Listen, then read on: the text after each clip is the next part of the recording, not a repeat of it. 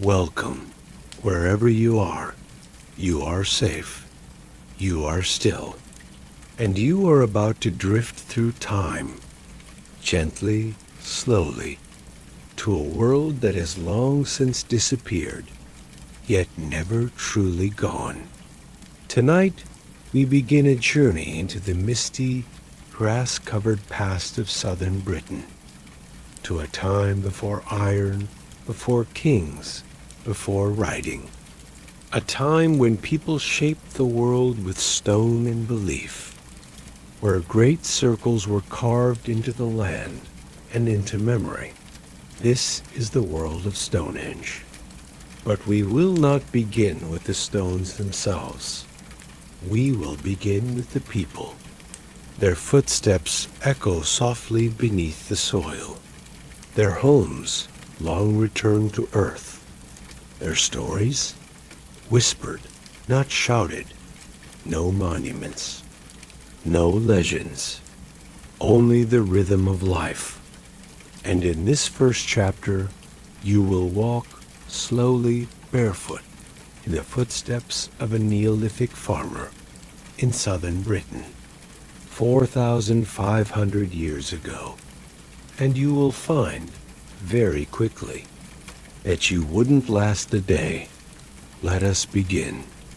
Why you wouldn't last a day as a Neolithic farmer in southern Britain? The air is cool, the sun not yet fully risen. You are awake, not because you chose to be, but because your shelter lets in the chill. You are lying on a layer of bracken, dried rushes, and compacted earth. Above you, a sloped roof of hazel poles and turf.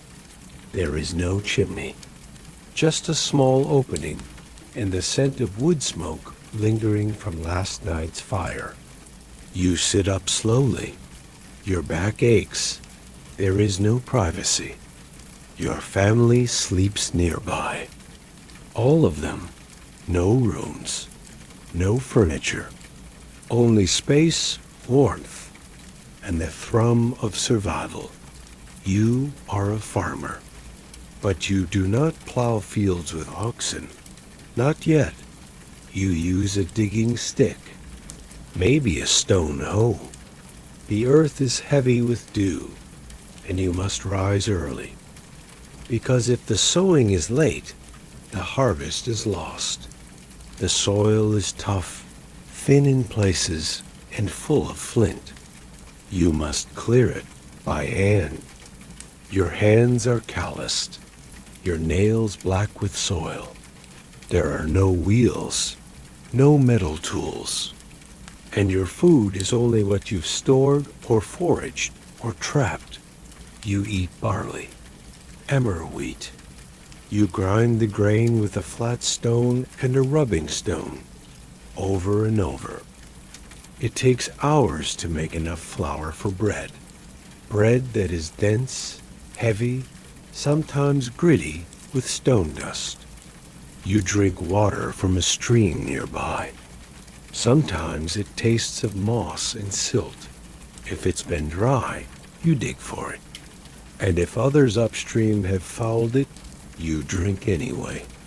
Today, you will also check the traps. Small snares for hares, a pit for wild boar, and maybe, if you're lucky, a few river mussels. You gather firewood. You watch the children. You mend the thatch. You repair a cracked pot with clay and patience. You are always moving, always tending, always planning against hunger. At night, there is no light, save fire. The wind whistles through the reeds. You might hear wolves in the distance. Not many, but enough to raise the hairs on your neck. You fall asleep, not in comfort, but in exhaustion. And then, in the stillness, you dream. But life is not all struggle. There are gatherings. People from other families, other clans, come together. You share grain. You share fire. You may trade an axe head for a bundle of red ochre. You might meet someone new and begin a family. There are songs, carvings, rituals. You burn herbs in the fire. You mark the changing of the sun. And on some days, when the fields lie waiting, you journey together to the sacred place, a place of stones. Not yet the great ring we know today, but something older. A ring of ditches, posts of timber, alignments only the elders understand. You walk there together, quietly, respectfully, and you leave with no words. Only the sense that time itself has been turned, and something deep inside you has been touched. The Neolithic farmer's life was not short by design, but by the wear of every hour. You may think you could survive a day, and perhaps you could, but it would not be your day. You would feel it in your hands, your back, your belly, which hungers more than it's used to. You would see the world not as scenery, but as necessity. A forest is not beautiful. It is firewood. A river not charming. It is survival. The pace is slow, but never still. There are no weekends, no schedules. Only the sun and the moon and the wheel of the seasons. And always in the distance, just beyond the tree line, just above the fog, you see them, the stones, waiting. You wake before dawn, not by choice, but because the world stirs when the sky turns pale. Bird song ripples across the landscape, not sweet or melodic, but sharp, wild, uninvited. The kind of sound that wakes babies and makes dogs bark, if there were dogs near you. But you have none. The only sound in your dwelling is breath. Yours, your children's, and the crackle of last night's fire reduced to embers. You must tend it, flint to flint, a spark to dried fungus or cattail fluff. Blow gently, then feed with grass, then twigs. Only then heat returns, and with it breakfast. You mash grain with water. It forms a paste, something between porridge and a doughy cake. You press it onto a flat stone placed near the fire. It blackens at the edges. You scrape off the burned bits and eat. If you're lucky, there's honey, a rare find. But usually, it's just the earthy taste of survival. Your clothes are not woven. They are stitched hide, softened with hours of chewing and rubbing with animal fat. Your tunic hangs unevenly. Your feet are wrapped in leather. They will get wet. They will stay wet. Outside, the wind bites. There are no fences. Your fields are scattered, small, irregular, wherever the soil is kind. But kindness from the land is rare. You work beside others, family, neighbors, kin. There are no titles, no bosses, but there is memory. Who shares, who hoards, who failed to help when the roof collapsed. That is remembered. You dig with a sharpened antler. You weed by hand. You carry stones in baskets slung on your back. And always, always you watch the sky. A dry sky is good until it stays dry too long. A wet sky is good until it floods the furrows. You may pray not to gods with names, but to forces, to the sun, to the rain, to the creatures in the forest, to the earth that bears your crop. At midday, you stop, you rest. There is no noon bell, just your body and its limits. You sit on a stone. Chew dried meat, if you have it, or pick bitter greens from the hedges. You chew slowly, because you don't know if the next meal will be better or worse. You do not think of the future. There are no plans, only the next task, only the next season. Sometimes you are visited, not by ghosts, but by travelers from upriver. They carry polished stone axes, dark green, shiny like nothing you've seen. They speak a dialect that sounds familiar but strange. They trade shell beads, amber. One brings something called copper, soft and reddish, but useless for farming. Still, it's beautiful. They ask about the henge, not in words, but in gesture. They have heard of the posts, the mounds, the ditches that form a circle. They nod slowly when you describe the place. Then they leave, and the land feels silent again. Later, near dusk, you visit the ancestors. They lie in a chambered tomb, not far, built of great stones, long before your time. You light a torch. A flame flickers against damp walls. Lichen glows faintly.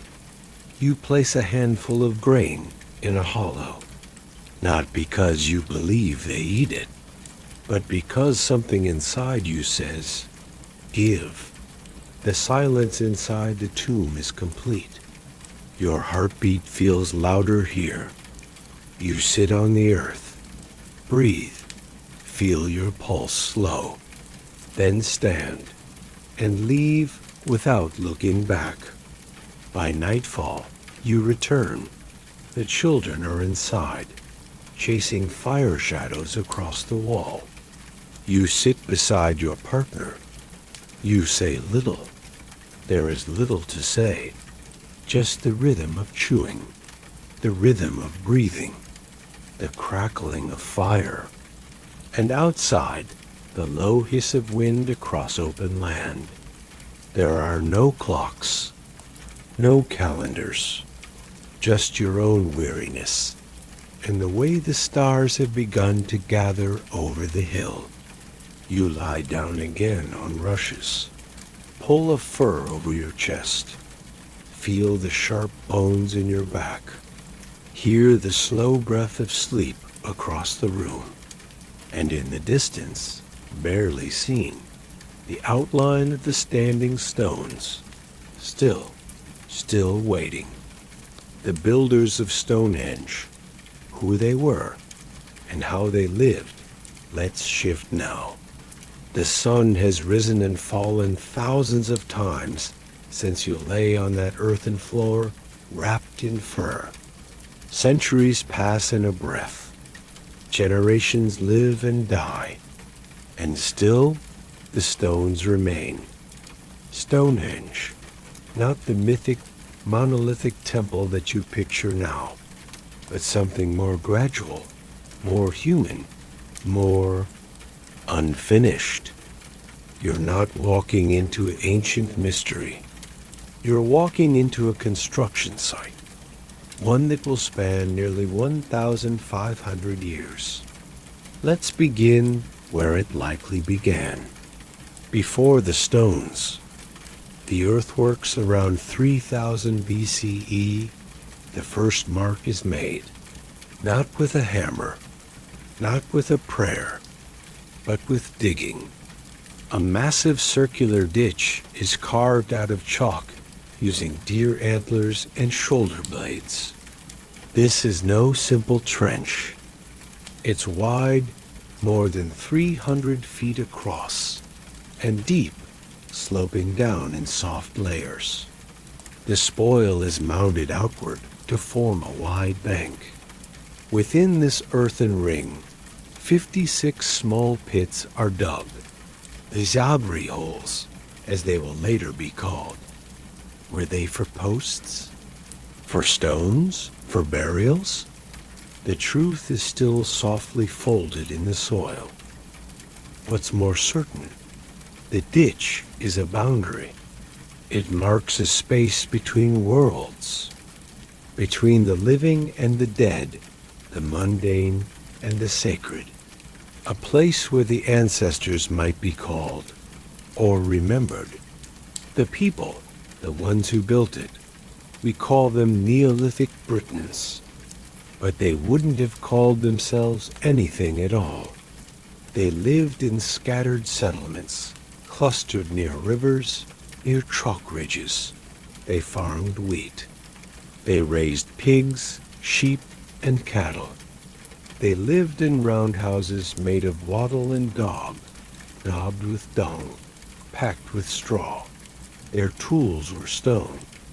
Their pottery was thick and heavy, decorated with fingertip patterns and twisted cord. They cooked by dropping hot stones into water-filled pits, and they knew the sky. They watched the sun rise and set, watched how the moon changed shape, watched how shadows shifted across the land. Knowledge wasn't written. It was remembered, passed from elder to child in the rhythm of stories and rituals. Let's deepen the rhythm. Stonehenge wasn't just a project. It was a rhythm stretched across generations. A rhythm of returning, of digging, of watching shadows fall in the same way, over the same earth, again and again. Let's stay a while in that world. Daily life, the builder's world. You wake up before the sun. Wrapped in a rough woolen cloak, you rise from a low, smoky roundhouse. The air is heavy with the scent of burnt wood and damp thatch. Your breakfast is simple, grains boiled into a thick, tasteless porridge. If you're lucky, a scrap of honey, or dried meat from last season's pig. Outside, the fields are quiet, small plots of barley and emmer wheat. There are no fences, just the memory of boundaries and the rhythm of toil. You share your life with pigs and cattle. Their sounds blend into the wind. You gather firewood. You mend tools made of flint and antler. There is no coin, no writing, but knowledge flows through gesture, through rhythm, through repetition. The stones, you don't speak of them casually. You don't question why they must be moved. You only know. When the elders say, "It's time," you walk, moving the stones. Imagine it. The great sarsens lie far to the north. They are not shaped yet, just waiting in the chalk downs under the sky. You help prepare the path. Trees are felled. Timbers are shaped into rollers. The earth is slicked with animal fat. Everything moves slowly, and everything sings. Voices chant to keep rhythm. Drums sound in the cold morning. You're not alone. There are hundreds like you, men and women. Children carried on backs. Some push, some guide the ropes. Some place greased timbers in front of the load, over and over again. The stone groans, the ropes creak, but still it moves. Perhaps days pass like this, or weeks, each step forward a sacred offering of time, tool making and precision. When the stones arrive at the site, the work is far from over. There is no metal yet, only stone and bone. and yet the joints they carve, the mortise and tenon, are shockingly precise. You watch as two men take turns swinging heavy stone pounders. Their arms move with practiced ease, like weaving, like fire starting. Again and again they chip. Dust floats into the wind. Others polish the surface with fine grit. They smooth the tops of lintels to curve slightly, so they don't appear flat against the sky. No one hurries. The stones will wait. They have waited for centuries. The feasts at Durrington Walls at night, the builders retreat to Durrington Walls, a vast seasonal settlement about 2 miles from the stone circle. The camp comes alive with sound. Crackling fires, sizzling meat, clay pots bubbling with broth. You sit by the fire, sharing roasted pig. Bones are tossed into ditches. Some are carved with simple marks, not writing, but meaning. The ground is littered with tools and half-broken pots. This is not a place of stillness. It's a place of motion, of joy. You hear stories, not about kings, not about conquest, but about stars and the path the soul takes after death. You fall asleep with smoke in your hair and the sound of flutes echoing from across the dark fields. Seasons and time, the project spans generations. You grow old. Your children help place a new ring of bluestones. They ask what the heel stone means, why it stands alone on the avenue. You don't explain. You simply point at the horizon, where the sun will rise perfectly on the longest day of the year. They will remember. Changes in culture. Over time, new people arrive. Some bring pottery shaped like bells. They wear copper and gold. They bury their dead differently, not in mass cremations, but in single graves under round barrows. Stonehenge begins to change. The spaces between the stones become less a place of building and more a place of visiting. The builders become pilgrims. A place left behind eventually. The camp at Durrington Walls is abandoned. The feasts end. The fires go cold. But the circle remains. You walk past it one last time, old and slow. The stones are silent. Their surfaces are pitted with wind and time.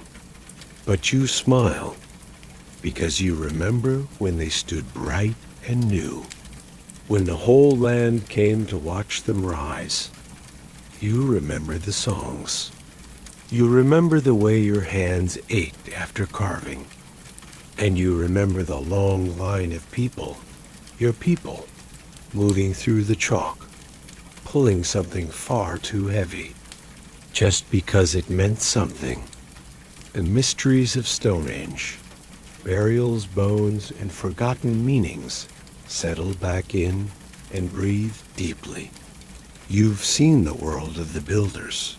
Now we shift, not in space, but in perspective. We drift into mystery, into the ancient silence that clings to bones in chalk soil, into questions etched in stone. Stonehenge is not only a monument, it is a riddle made of shadows and thresholds. We begin not with answers, but with burials. Burials in the circle, the earliest known use of the Stonehenge site, long before the giant sarsen stood, was as a cemetery, a quiet field, a place where the dead were brought and laid to rest. Beneath the surface, archaeologists have found more than 50 cremation burials. Soft white ash mingled with soil and flint flakes. Some were buried in small pits. Others were placed in leather or cloth bags and buried near the future center of the stone circle. One skeleton had his skull carefully placed in a separate spot, facing the midsummer sunrise. We do not know their names. We do not know their lives. But they were chosen, selected for this sacred place. Not everyone was buried here. Only a few. Circles within circles. The monument is layered, like a memory told in many versions. The outer ring of sarsen stones. The inner horseshoe of trilithons. Immense U-shaped gates of stone. Beyond those, ditches, banks, avenues. Each phase built years apart.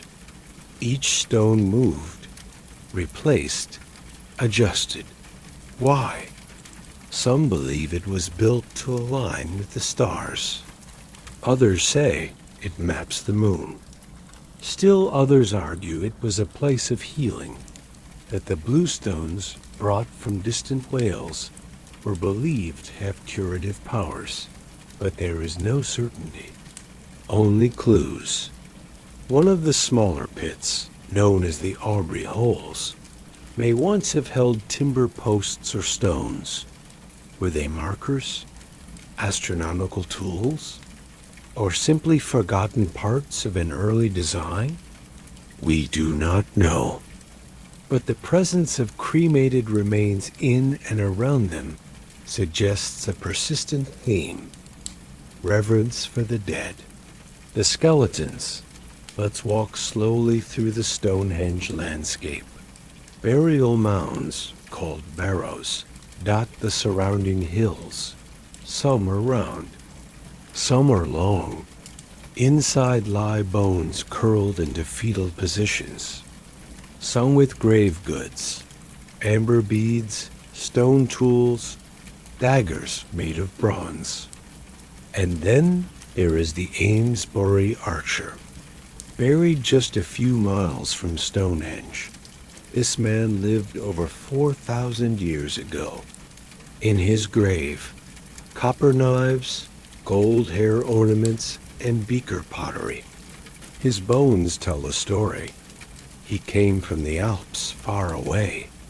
He had an old knee injury. He was important. Was he a priest? A leader? A visitor drawn by the pull of the circle? No one knows.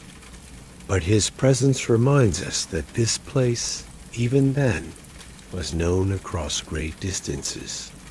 The blue stone circles within the monument are stones not local to the area. These are the blue stones, deep gray-blue rocks, some speckled with white spots. They were brought from Wales, nearly 150 miles away, carried by hand, sled, raft, and sheer will. Why? Perhaps for their color, perhaps for their origin, perhaps because of the spirits believed to dwell within them.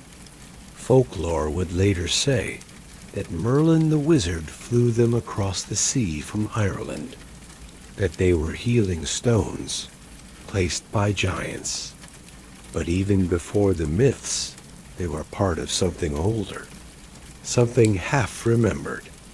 Some of these stones were rearranged several times. It was as if each generation sought to re-understand them, to place them in the correct position, or to honor the past while forming something new. Burials with anomalies in 2020. A study revealed that some buried near Stonehenge were not locals. Isotope analysis showed they came from distant lands. Wales, the Midlands, perhaps even further. Some were children, some elderly. Why bring the dead so far? Were these people special? Was it a pilgrimage, not of the living, but of the remains? To be buried in Stonehenge soil may have been. The ultimate peace, a sacred return, unfinished symmetry. One side of the circle is more complete than the other. Some trilithons are missing, some lintels never placed. Was the monument left incomplete?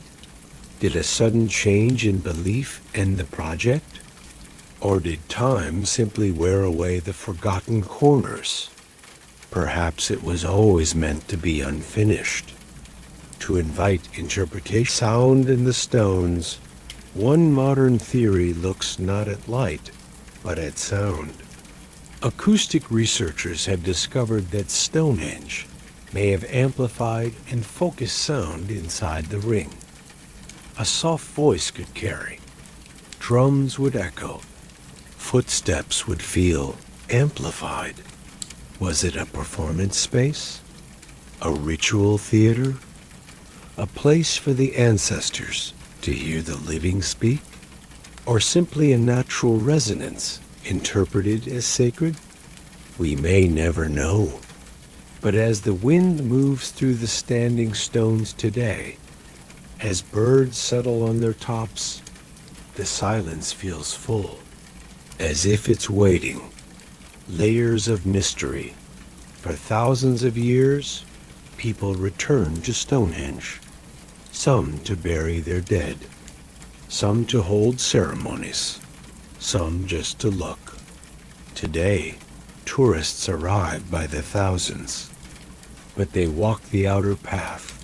The true center is roped off. Still, you can feel it, a hum in the earth. A whisper of lives lived long ago. Burials, bones, stones, and silence. The seasons in stone. Imagine yourself standing within the circle as winter lifts. It is the shortest day of the year, the winter solstice. The sun barely rises, casting a pale orange light. And yet, the stones are aligned just so. As the sun sets, its last rays shine directly between two upright sarsens, the great trilithon, touching the altar stone with golden light. Now picture yourself months later, midsummer, the longest day. The sun rises from the opposite direction, breaking over the heel stone, an isolated, leaning stone that sits outside the circle. Once again, the light travels through the ring, touching the heart of the monument. This wasn't chance. This was design. Calendars in the circle. Was Stonehenge a calendar? Some believe its builders understood the slow turning of the earth, the dance of seasons, and the rhythm of celestial time. The number of stones in some configurations to 30 uprights in the outer sarsen circle, for instance, seems to echo lunar or solar cycles, but it's not an exact calendar. It's more poetic than precise, more ritual than record. Perhaps it was a place to mark seasonal festivals, a sacred stage upon which time itself was witnessed. Bones of animals, feasts of the dead. Archaeologists have found thousands of animal bones at nearby Durrington walls, believed to be a place of feasting and gathering during Stonehenge's construction. Pigs, mostly. Cattle, too. Some bones were thrown into pits.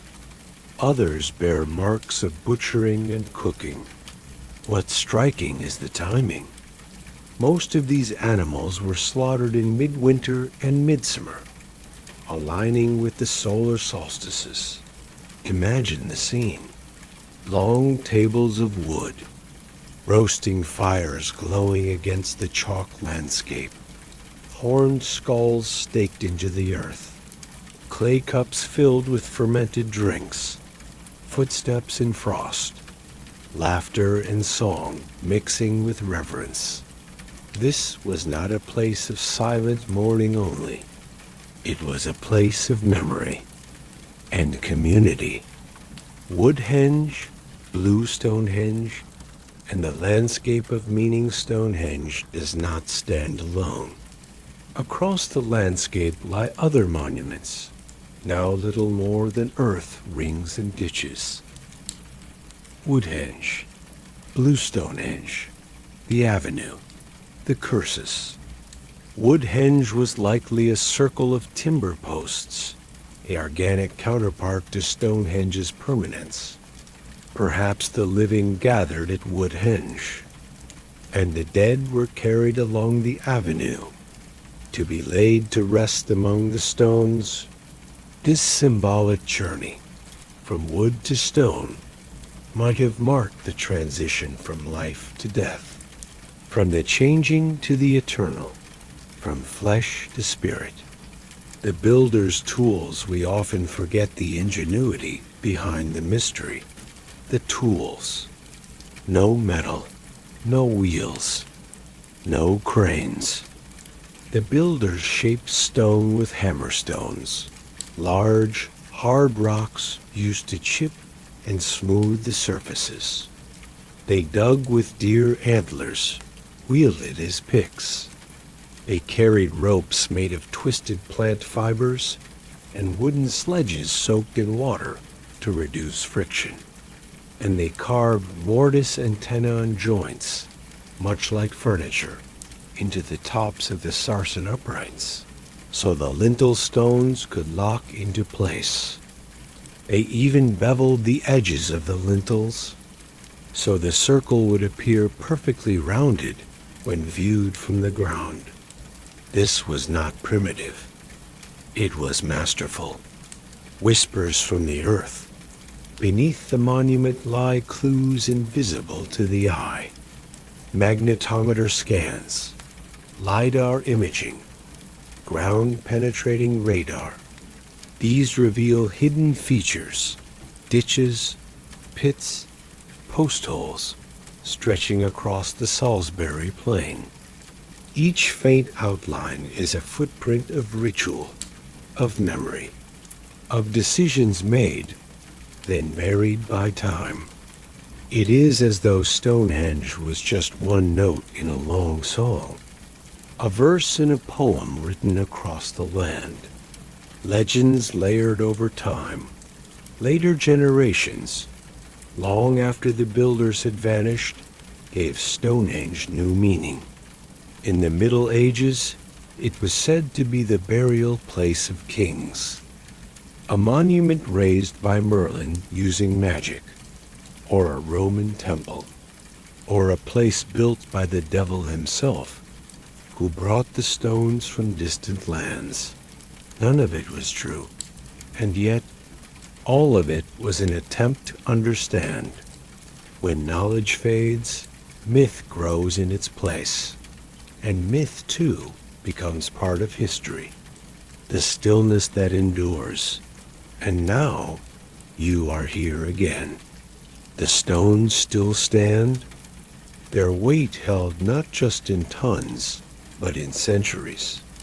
The wind whispers through the gaps. Birds rest on the lintels. The grass grows soft beneath your feet. All around, mysteries remain unanswered. But perhaps that is the point. Stonehenge was never built to tell you everything.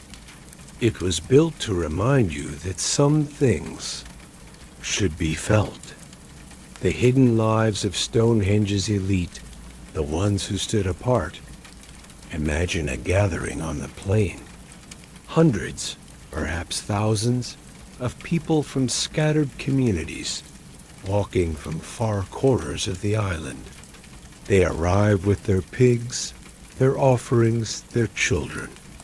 And at the center of it all stand a few who are different. They do not haul stones. They do not dig with antlers. They do not butcher meat or stoke the fires. They watch. They speak little. They wear different clothes, perhaps cloaks dyed with plant pigments, necklaces made from boar tusk or amber from distant shores. Their posture is calm. Their hands are clean.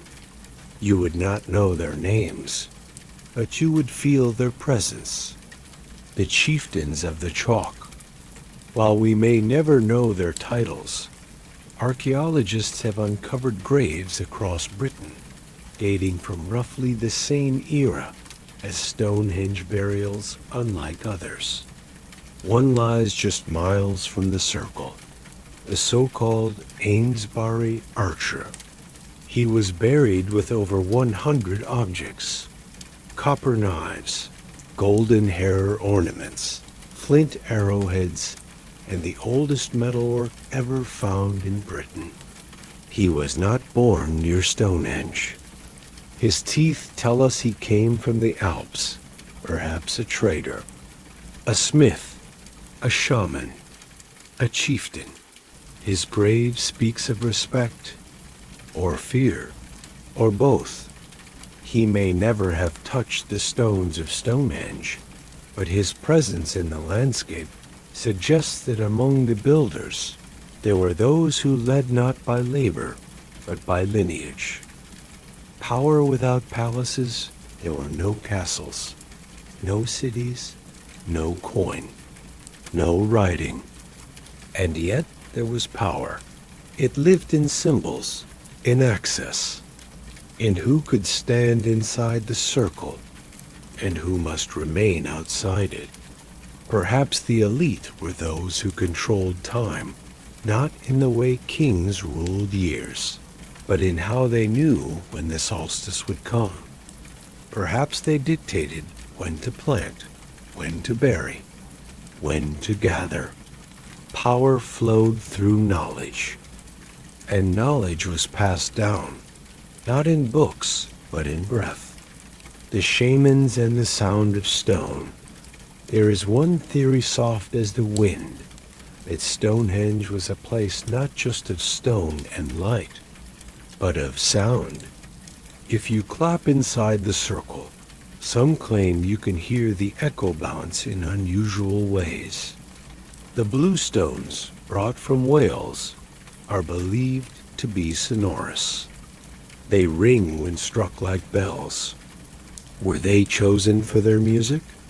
Did the elite of this world, shamans or sound makers, use the circle to create resonance? A drum, a chant, a song carried into stone. Even the dead may have heard. Meals of power while the common people feasted on pork at Durrington walls. Evidence suggests the elite may have consumed a different diet. More cattle, more marrow, perhaps better cuts of meat, roasted over their own hearths. Perhaps fermented drink was reserved in ornate pottery, passed from hand to hand in ritual. Power was tasted as much as worn. And in a world without wealth as we know it, the rarest resource was attention. When the people gathered, all eyes turned to the center. And at the center stood them. Burial mounds in memory, scattered across the fields around Stonehenge, are gentle hills round barrows. Graves of the elite. Some contain nothing now but soil and air. Others, fragments of bone, traces of ochre or beads. Each was once a monument, a name now lost, a memory now faded, but still the earth remembers. You can walk those fields just before sunrise and feel the rise and fall of the past beneath your feet. It was here that the powerful once slept, and perhaps still do. A society without borders.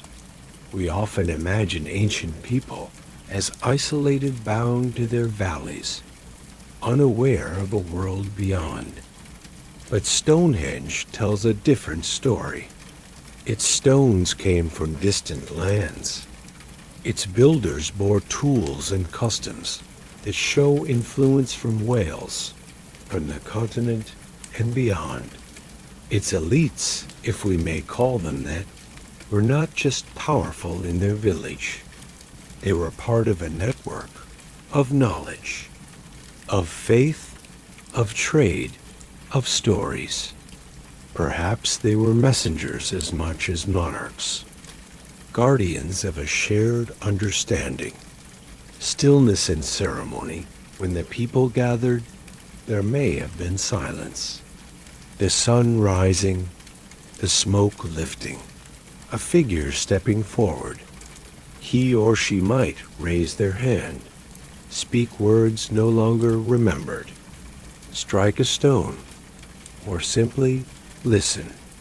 The elite did not rule with armies. They ruled with meaning, in the stillness, in the space between the seasons, in the mystery itself. Now, rest and now, you lie beneath the stars. The stones rise above you, unchanged. You are no longer watching the past. You are part of it. The figures fade, the echoes soften, and the circle turns once more. Sleep now, in the stillness of history. The ones who did not build, as the laborers toiled hauling sarcens across chalky ridges and driving timber into frozen ground. There were others who did not lift. They did not dig ditches. They did not mend cartwheels. They were not chosen for their strength. They were chosen for their minds. Perhaps they traced the sky each evening, noting how the stars shifted ever so slightly. Perhaps they listened to stories from their ancestors spoken under full moons and beside firelight. They were watchers, keepers of patterns, and they carried something that no burdened cart could hold: memory. Ritual by design Stonehenge is not a random circle. It was designed with astonishing care. The entrance aligns precisely with the rising sun at midsummer and the setting sun at midwinter. This is not coincidence. It is calendar. It is ceremony. It is intention. The elite may have marked these days with quiet rituals meant not for spectacle, but for rhythm. Imagine the sun slowly cresting the horizon. A horn, carved from bone, lets out a low, ancient note, and a figure, cloaked in dark wool, raises both hands to the sky in reverence, not commanding the sun, but welcoming it. Sacred silence for most of the year. The inner circle may have stood empty, quiet, untroubled, untouched. Access, perhaps, was forbidden. Only a few, perhaps elders, shamans, or dream speakers were permitted to step within the ring. Their steps would have been slow, measured. They may have carried nothing. Or perhaps a single object, a polished stone, a carved deer antler, a small bundle of charred herbs. What was said inside the circle may have never been said again. What was heard may never have been meant to be remembered. Power through absence. The leaders of this world may not have spoken often, but when they did, the words weighed more. Their presence in ritual spaces, even in silence, signaled something important. Not fear, not wealth, but meaning. Their power was not in owning more, but in being allowed to do less. They didn't chase pigs in the fields. They didn't mix clay for pottery. Instead, they observed, and the people let them. Perhaps that was enough. Adornment without excess. While common folk wore plain tunics and leather thongs, the elite may have had access to rare materials. Jet beads from northern coasts, copper traded from far lands, shells polished until they glowed. But even these ornaments were few. A necklace of 6 beads may have held more status than a crown. It wasn't about shine. It was about story. Each object meant something, perhaps gifted at birth, exchanged during a rite, or found in the river after a dream. They didn't wear fashion. They wore belief. The children of stone among the elite were likely children. Not all chieftains wore beards. Some wore innocence. They may have been born into sacred bloodlines, marked not by coronation, but by quiet gestures. Perhaps a baby's first cry was echoed inside the stone circle. Perhaps their names were whispered only in ceremony. They may have been taught not how to hunt, but how to remember, to walk without sound, to listen to birds, to know when the clouds were wrong. These were children raised for something more than survival, raised to become part of the stones themselves, guardians of the dead.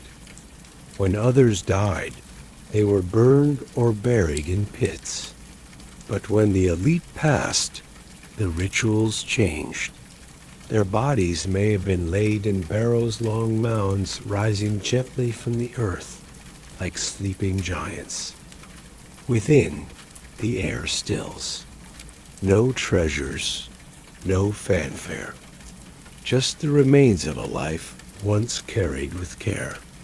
Perhaps a shaman walked around the mound, speaking to the wind. Perhaps the sunrise on the solstice touched the hill in a very specific way. Even in death, they were part of the land. Their bones maps to memory.